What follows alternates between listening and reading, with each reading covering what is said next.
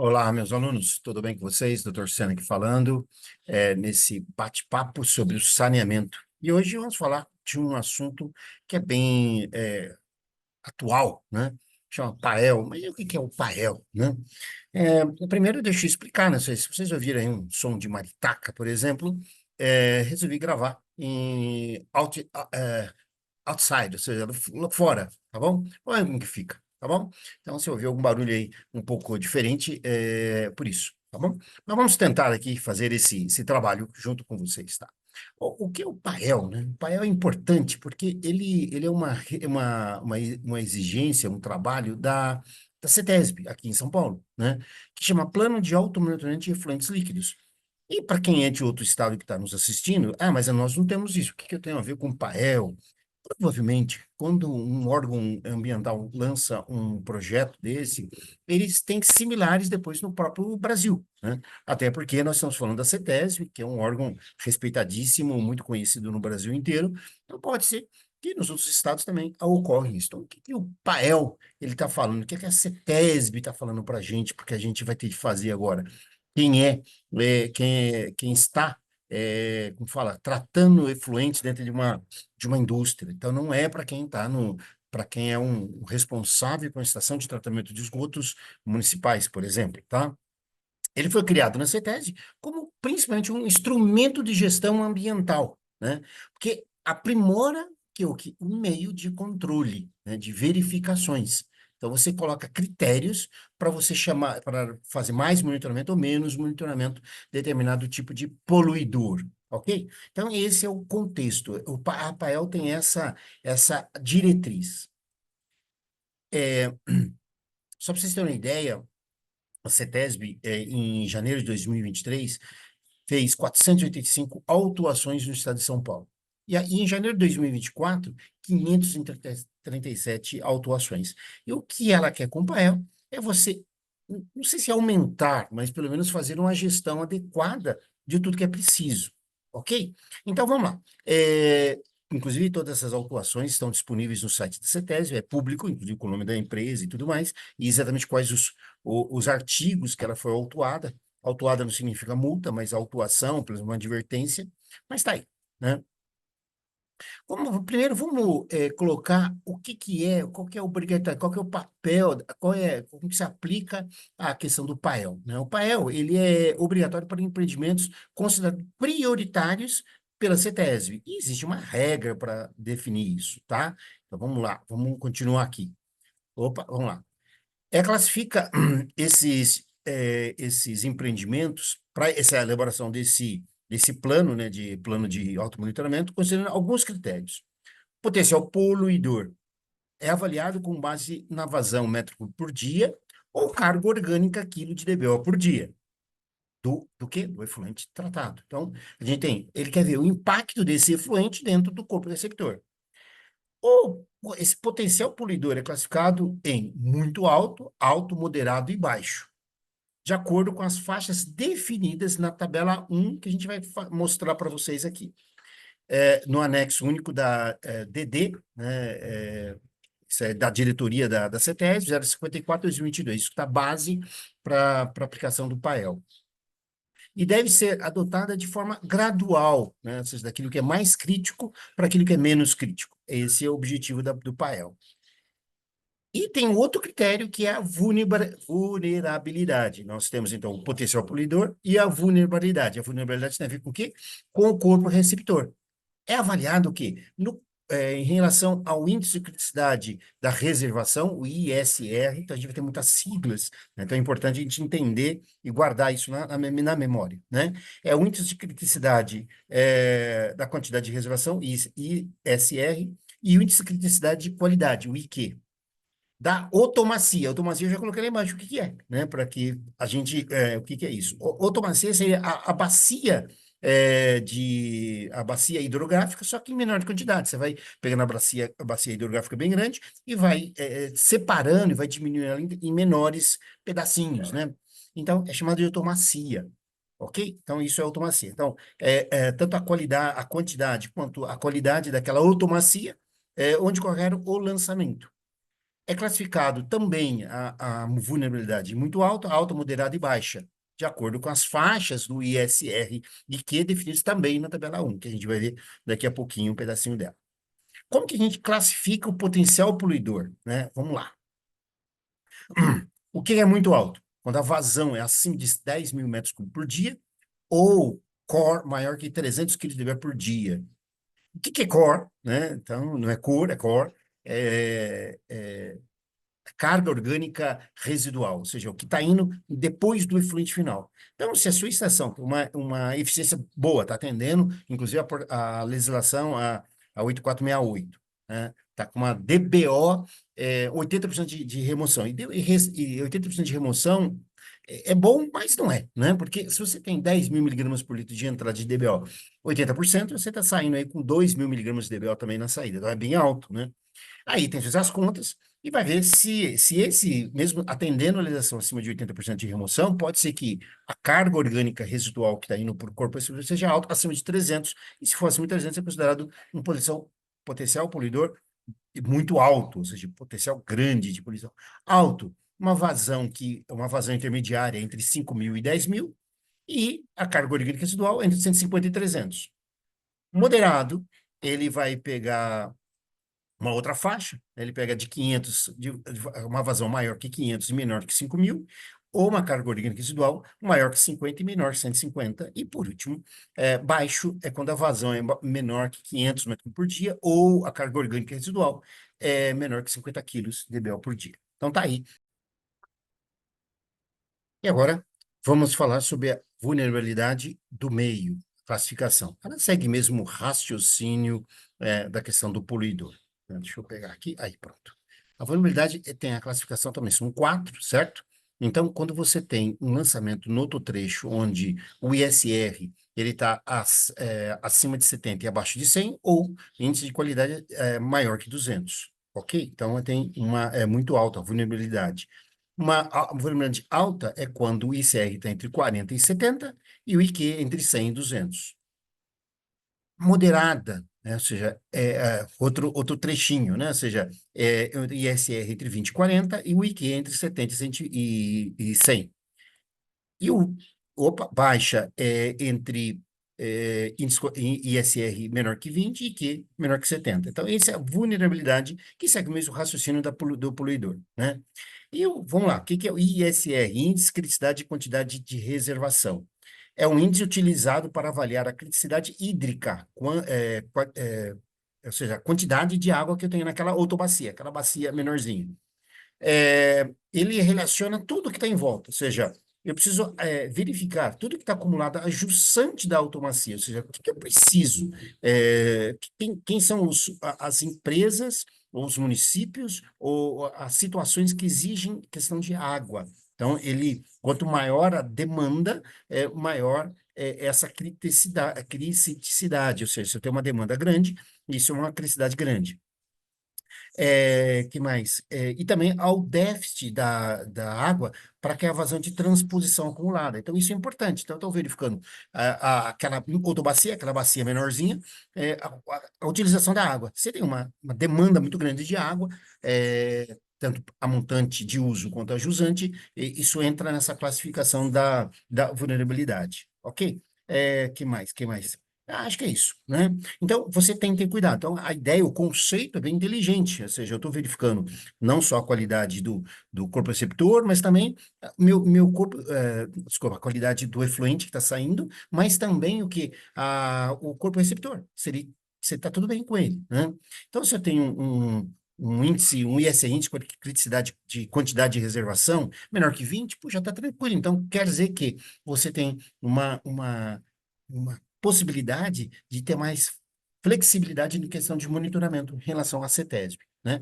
O que é o IQ, né? É índice de criticidade da qualidade. Se a gente fosse colocar o C, ficar ICQ, né? Mas índice de qualidade da água. É um índice utilizado para avaliar a criticidade hídrica, né, de uma autobacia que relaciona a concentração de DBO, né, no trecho analisado como concentração de DBO admitida para classe do enquadramento. Então, eu vou analisar a DBO naquele trecho onde eu estou querendo fazer o lançamento. Ok? qual que é o regime de monitoramento? Eu preciso monitorar isso, né? E aí, ah, que está toda a base para isso, né? Então, o que é o regime de tratamento, né? Estabelece o que eu vou fazer por STEL, né? E a gente vai falar o que é STEL daqui a pouquinho, tá? Com lançamento direto em corpo receptor ou rede pública, coletora sem tratamento, né?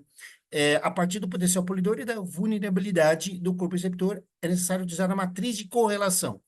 Então vamos lá. Então eu estou mandando o lançamento direto para o distribuidor ou na rede pública, que essa rede não vai para tratamento. Infelizmente existe esse caso ainda. Você coleta o efluente, mas não o trata.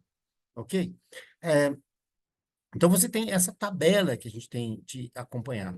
Você tem numa parte o potencial polidor, muito alto, alto, moderado e baixo, e você tem a vulnerabilidade, muito alto, mesmo que a gente acabou de ver.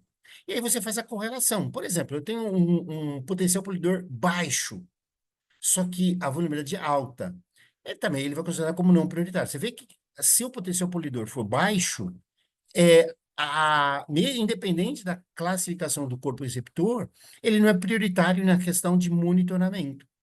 Porém, se você tem um potencial polidor muito alto e uma vulnerabilidade muito alta, eu tenho de monitorar mensalmente aquele corpo, todo o sistema que a gente vai ver daqui a pouquinho, né? E aí você vai. Então, é interessante essa correlação, né? Porque a CETESB, os fiscais da CETESB vai ter condições de colocar na licença e na exigência, olha, você tem que fazer esse monitoramento. E só lembrando que o monitoramento, a gente vai falar disso também, é exigido pela CETESB, e todo a coleta e a análise tem que ser feito por laboratório acreditado. Você pode fazer internamente as análises? Pode, gente, pode. É curioso, né? Desde que o seu laboratório seja acreditado também, tá? Porque dentro do acreditamento existe o quê? Existe um item chamado de, não é confiabilidade, mas gestão de conflitos. Então, mesmo que eu sou gerente de uma estação e tenho dentro da minha estação um laboratório acreditado, eu posso utilizá-lo, porque dentro da matriz já é definido essa questão do conflito, né? E como eu trato o conflito, né? Como as empresas tratam esse conflito. É possível, tá? Não é impossível, não. Você não precisa contratar. Se você tem um laboratório acreditado, você não precisa contratar. O que é STEL, né? Pergunta, o que é STEL? O que ele falou aí, né? O que o professor falou aí? É uma sigla, né? Uma sigla bonitinha até, né? Que é para Sistema de Tratamento de Efluentes Líquidos.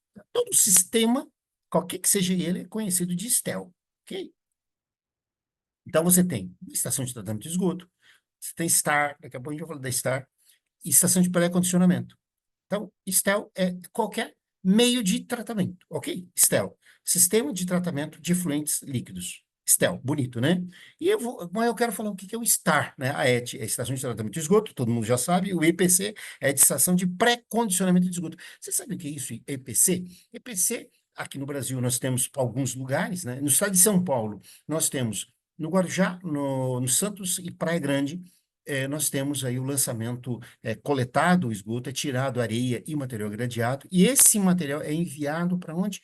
Para o alto mar. Por exemplo, em Santos, o emissário submarino, ele tem 4.400 metros, 4,4 quilômetros, então, ali da ponta da praia até quase 5 metros adiante, o emissário é mandado do esgoto, tá bom? E é licenciado. Eu sei que há uma controvérsia em relação a isso, mas é um processo que está licenciado, ok? O que é STAR, né? Não é um monte de estrelas, né? Também é uma sigla que fala Sistema de Tratamento de Águas Residuárias, Sistema de Tratamento de Águas Residuárias. É um tipo específico de STEL, só que agora é para END, para efluente não doméstico, ok? Então, STEL está falando de tudo, né? De tudo, da ET, da EPC, e uma estação de tratamento específico, que é o STAR, então, Estação de Tratamento de Águas Residuárias. Frequência de monitoramento. Nós já vimos aqui usar a tabela de vulnerabilidade versus potencial polidor, acabamos de ver. E não só que há casos específicos, lá nessa DD, ela tem casos específicos, né? Primeiro, ela fala que as estações de tratamento que lançam em corpos hídricos enquadrados classe 1, de acordo com o decreto estadual 10.755 de 97, e suas alterações. Então, é um caso especial, ele não entra naquela tabela, ele tem um tratamento diferenciado, ok? Quais são os parâmetros que devem ser analisados? Vamos lá.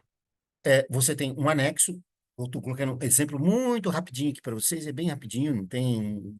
A ideia não é falar tudo, né? É apenas porque é público. Você só vai lá, pega, baixa a DD, e você vai ter o contato de todos esses itens do anexo 1. Mas quais são os parâmetros que nós temos de analisar? Depende do quê? Depende da atividade da sua empresa. Então, tá aqui, cortei três aqui. Então, se a sua empresa é uma empresa alimentícia, ele vai ter de fazer no efluente bruto e no tratado. No bruto, carbônico no total, demanda bioquímica de oxigênio, ADBO, pH e vazão. Lá no tratado, para essa empresa de alimentícia, né, que tem uma estação alimentícia, ele vai fazer o carbônico no total, vai fazer a DBO, vai fazer fósforo, nitrogênio, óleos e graxas, OG, que mais? Sólidos sedimentáveis, temperatura e vazão, tá? E é curioso da vazão, tá? Tem um item bacana, interessante sobre vazão, e vocês vão ter cuidado, tá bom? E ainda, para o alimentício, tem parâmetros complementares. Você tem que fazer ensaios de toxicidade crônica e aguda. Vai ter que fazer nitrogênio, nitrato, nitrito, orgânico, ou seja, tem que fazer várias coisas. Está aí. Então, ou seja, o Pael, ele veio para que você agora sabe o que você tem que fazer. Fora o artigo 18, fora o artigo 19, isso é para quem, 19 é para quem aqui em São Paulo lança dentro da rede coletora do órgão ambiental, né? Do órgão ambiental, não, da companhia de saneamento da cidade. Por exemplo, a Sabesp, que cuida de vários municípios no estado de São Paulo. Então, quando vai lançar para a rede na Sabesp, tem que atender o artigo 19, que não é o caso aqui, né? Ele só vai estar falando aqui, vai entrar no Pael, se entra numa rede coletora e naquele município não há o tratamento. Aí você tem que fazer o monitoramento conforme as diretrizes aqui elencadas, ok? Eu tenho aí vários planos de acordo com o que você, a sua empresa tem. Se você tiver dúvida, por favor, entre em contato com a gente tem condições de, a gente está estudando isso há algum tempo, dá para a gente bater um papo, ajudá-los, tá ok? Vamos lá. Medição de vazão. Então, a vazão é um item que é importantíssimo para tudo, inclusive para o tratamento, vocês sabem disso, precisa de vazão, por N coisas, inclusive cálculos da estação de tratamento, e para verificar se está tudo de acordo. No Pael, ele está dizendo o seguinte, que a medição de vazão, seja ela por Calea partial, né, por medidor partial, ou por eletromagnético, você vai ter de fazer as medições, tanto na entrada quanto na saída, gente. Então, atenção.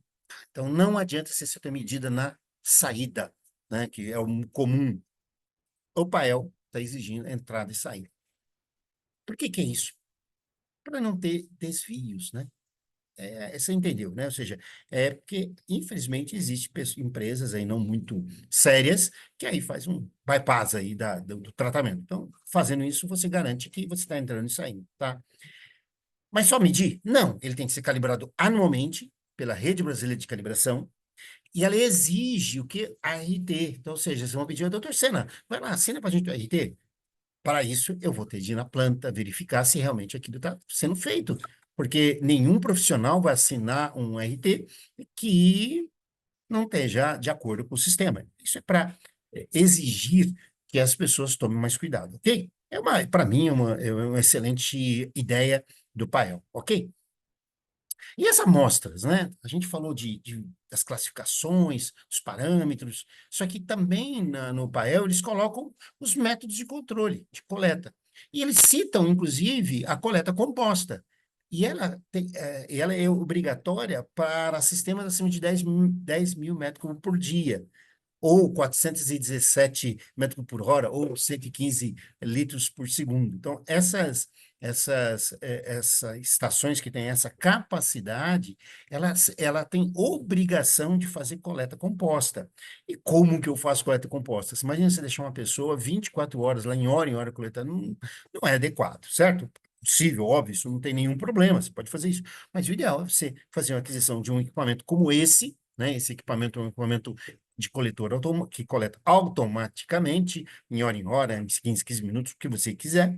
Ele tem bateria, então não precisa ter ponto de energia naquele local, né? Apesar que você está falando de medição de vazão, provavelmente você tem de ter lá energia. Mas vamos lá. Aqui é um exemplo do que é a amostra composta. Inclusive, eles fazem para você proporcionalizar. Ok? Então, o que é a proporcionalizar? Então, eu dei um exemplo aqui. Então, você coletou das 8 da manhã de um dia até 6 horas da manhã do outro dia, em duas horas, e coloquei uma vazão fictícia aí daquela estação de tratamento. Primeira coisa que eu vou fazer é somar essas vazões. Então, eu somei 1,13 com 1,2, 1,23, tá? Deu 13,11.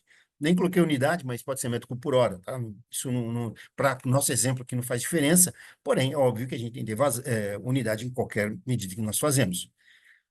Aí eu faço uma proporção. O que eu vou fazer? Eu vou pegar a vazão das 8 horas da manhã e vou dividir pela somatória, né? Esse símbolo aqui é de somatória, somatória da vazão.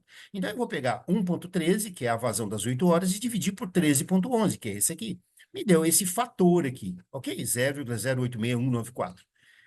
Aí eu faço essa proporcionalidade em todos os horários aqui. Então, eu vou fazer, para cada um deles, eu vou fazer exatamente o que eu fiz no primeiro passo. E aí depois eu defino a quantidade de volume que eu preciso, que tem a ver com a quantidade de análise que eu vou fazer. Aí eu vou fazer muitas análises, eu preciso de mais volume. Mas peguei um exemplo aqui, 2 litros. Eu preciso um volume de 2 litros, ou 2.000 ml, para fazer todas as análises que está nas tabelas anteriores. O que eu vou fazer? Eu vou aplicar o fator em cada horário. Então, às 8 horas da manhã, eu vou pegar 2.000 litros, multiplicar por aquele fator que acabei de achar, ó, 0,086194, está aqui. Ou seja, da 8 horas eu vou pegar 172 ml. Às 10 horas eu vou pegar 2.000, que é o que eu quero, vezes o fator, 0,091533, deu 183. Porque ela tem uma vazão um pouquinho maior. Se ela é um pouquinho maior, ela contribui na minha composição com um pouco mais de vazão. Um pouco mais de volume, perdão. Então é isso. O objetivo é você trabalhar com essa raciocínio para cada um desses pontos. Vamos lá. Tudo bem? Então, esse você faz a composição da amostra. Bonita aí, né? Essa rã, né? Bonitona, né?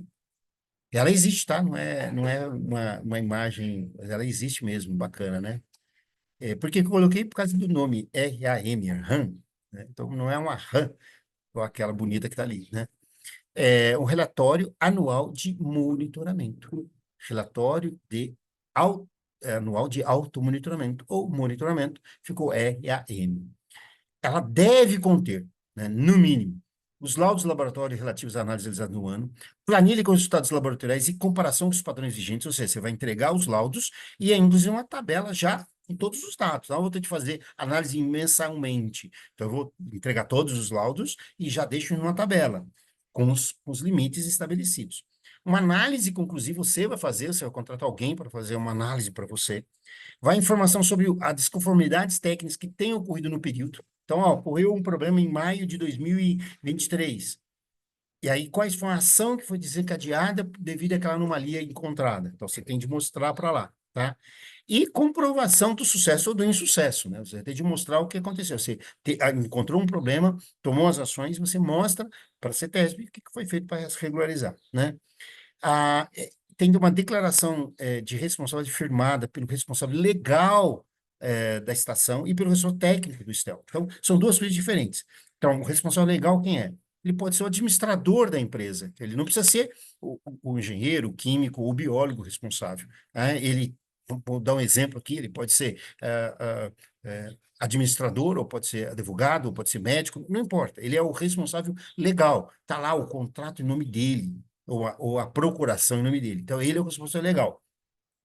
E aí você tem uma pessoa, o responsável técnico do STEL, que pode ser a pessoa que está trabalhando lá, operando, ou um consultor fora, tá? Que vai assinar isso, tá? Só lembrando que o STEL é Sistema de Tratamento de Efluentes Líquidos, qualquer um daqueles que nós citamos anteriormente, ok?